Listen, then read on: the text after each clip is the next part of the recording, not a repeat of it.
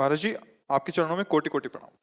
महाराज जी, आपके सत्संग सुनकर भगवान जी और माँ जगदम्बा जी की कृपा से ये ज्ञान हुआ कि क्या करना है और कैसे करना है और क्या नहीं करना है। सब कुछ जानकर भी ये मन काबू में नहीं आता और भजन में ध्यान नहीं लगता। काफी समय बैठ भी जाते हैं पर रस नहीं आता। महाराज जी, इस मन को कैसे काबू में लाएं और कैसे माँ जगदम्बा के प्यार के उनकी गोदी में सदा सदा के लिए आने के लिए योग्य बने।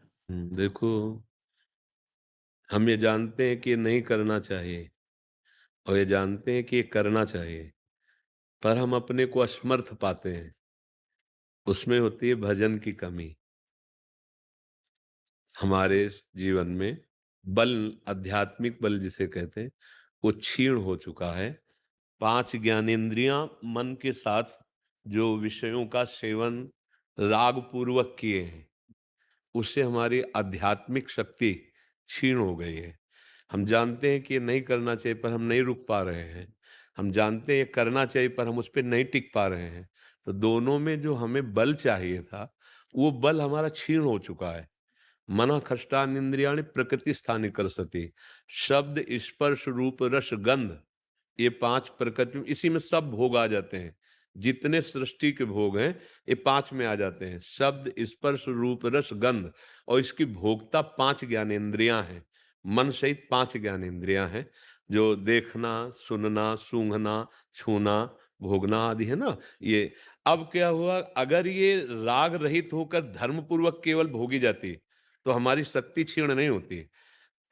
राग का त्याग करके और धर्म युक्त भोगा जाता तो शक्ति क्षीण नहीं होती। लेकिन राग से युक्त होकर के और शास्त्र विरुद्ध, ईमानदारी से देखिए हृदय में, तो वो क्या हुआ कि हमारी जो पवित्रता थी, आध्यात्म शक्ति थी, वो क्षीण हो गई। अब हम चाह करके भी नहीं संभाल पा रहे। अभी उपाय एक है, जहां से शक्ति का स्रोत होता है, वो भगवान का आश्रय है, भगवान की शरण है, और नाम से बल प्रकट होता है। श्री श्री राम बोलो, कृष्ण बोलो, हरि बोलो, राधा बोलो, जो भी हमारे प्रभु के सब नाम, आप माँ बोलो, अम्बा बोलो, दुर्गा बोलो, वो एक ही प्रभु हैं। अपने भक्तों के लिए विविध नाम रूप धारण किए हुए हैं। वो हरि अनंत, हरि कथा अनंता, हरि अनंत रूपों में, उनकी लीला अनंत रूपों में। अगर हम निष्ठा पूर्वक नाम जप करें, नाम जप, और जो आचरणों से हम गिरे हैं, उन आचरणों से जितना हम बच सकते हैं, बचने की चेष्टा करें और नाम जप करें, तो हमारे हृदय में आत्मबल आ जाएगा, पावर आ जाएगा। फिर हम जो करना नहीं चाहते फिर नहीं होगा, और जो चाहते हैं वही होगा।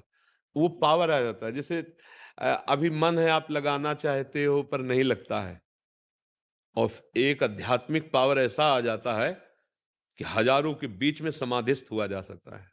जहां मन को चाहे वहीं मन को स्थित कर दिया, क्योंकि अभ्यास किया और पावर अर्जित किया। हम लोग देखो, समझ नहीं पाते, अपने पावर को व्यर्थ में नष्ट करते थे। जैसे गांधारी जी ने जब सुना कि उनका ब्याह धृतराष्ट्र के साथ हो रहा है और वो आंखों से अंधे हैं, तो जिसका पति आंखों से अंधा हो तो फिर मुझे रूप देखने की जरूरत क्या।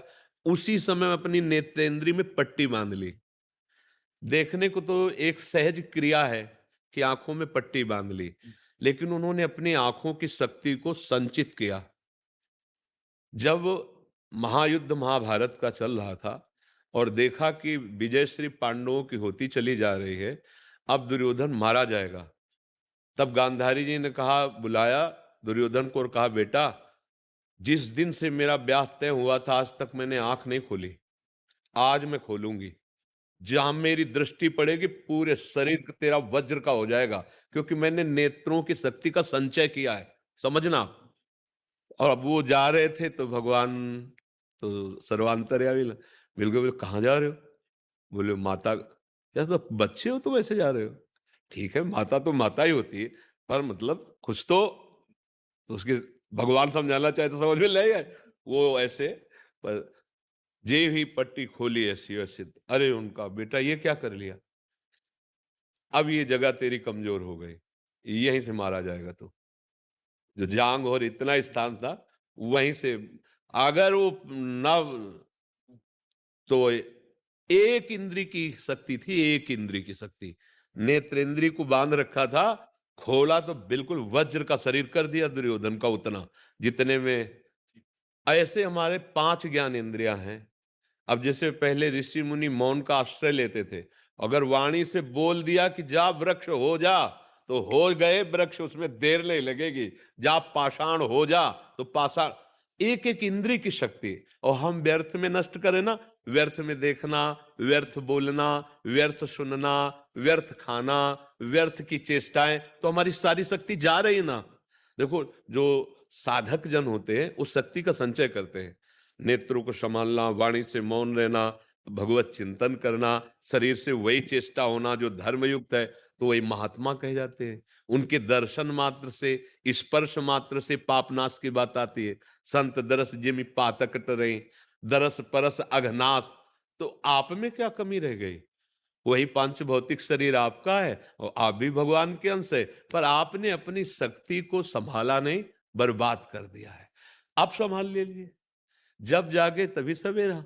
अगर आप संभाल लो तो अब भी संभल जाओगे। देखो, अजामिल ने नारायण नाम बालक का उच्चारण किया और शरीर छूटा तो भगवान की प्राप्ति, बच गए ना। तो हम हर श्वास भगवत प्राप्ति के लिए तैयार कर लें कि आज से हम हर श्वास में राधा बोलेंगे, कृष्ण बोलेंगे। जो भाई जिसका नाम, हमारा तो, हम तो आशिक हैं वृंदावन, राधा उपासी, तो हम तो राधा राधा ही बोलेंगे। तो राधा राधा, तो मानो हमारी जैसे इस सांस में हमने बोला राधा, अब हमारी आखिरी श्वास है, तो भगवत प्राप्ति हो जाएगी ना। क्योंकि प्रमाण है इस बात का कि अंतिम समय मां मनुष्य, भगवान ने कहा, मेरा जो स्मरण करता है उसे मेरी प्राप्ति होती है। वो तो पुत्र के बहाने बोला था नारायण, हम तो जानबूझ के राधा बोल रहे हैं किशोरी जी को, तो भला हमारा कल्याण क्यों नहीं होगा? अब हम लोग लंबे समय के लिए पहले धारणा बना लेते हैं कि 10-20 साल जब करेंगे तब कहीं ऐसा कुछ होगा। ऐसा 10-20 साल जिए कौन ठेका है? ठेका ले कोई? अरे शाम तक हम जिए कि नहीं, इसका हमें भरोसा नहीं। तो अभी हम इसी श्वास से प्रारंभ करते हैं भगवत प्राप्ति की यात्रा। राधा, फिर अगली श्वास राधा तो हमारा काम बन जाएगा। अच्छा, और बात दूसरी कि जैसे अब हमसे आचरण नहीं संभल रहे, क्योंकि बहुत बड़ी ये माया का विचित्र खेल है। तो हमने कई बार सत्संग में कहा है कि आपको पता चल जाए कि पुराना किराएदार है, 20 वर्ष रहता हो गया और गुंडा है, हटाए हट नहीं रहा, तो अब आप उससे बड़े बलवान के नामे कुछ दिन के लिए चाहे करें, पर मकान करना पड़ेगा नाम, नहीं? अब वो जब उसके हाथ में रजिस्ट्री आएगी, अब वो देख लेगा उन गुंडों को, नहीं देख लेगा? तो इसीलिए शरणागति का मतलब सबसे बड़े बलवान भगवान है। अब ये काम क्रोध लोभ मोह मद मत्सर हमारी धज्जियां उड़ा रहे हैं, हम कह रहे निकल जाओ भैया, वो कह रहे हैं बहुत जन्म से अधिकार की, हम कैसे जाएंगे? तो प्रभु के नामे रजिस्ट्री, तनुवांग मनोभी रमलई सोहम तवेगा, हे हरि आपके वो सब निकल जाएंगे। जितने काम क्रोध लोभ मोह मद मत्सर हैं, भगवान के शरणागत के हृदय से स्वयं निकल जाते हैं। तो भगवान की शरण में होकर हर श्वास नाम जप करें, हमारा जीवन व्यर्थ नहीं होगा, हमें भगवत प्राप्ति हो जाएगी।